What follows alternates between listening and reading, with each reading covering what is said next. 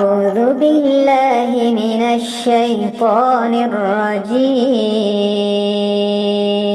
بسم الله الرحمن الرحيم. الرحمن علم القرآن خلق الإنسان علمه البيان.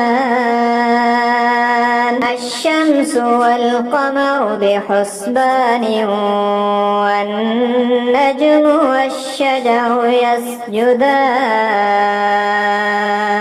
والسماء رفعها ووضع الميزان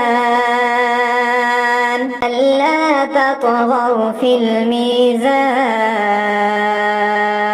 وأقيموا الوزن بالقسط ولا تخسروا الميزان. والأرض وضعها للأنام فيها فاكهة والنخل ذات الأكمام والحب ذو العصف والريحان. فبأي آلاء ربكما تكذبان؟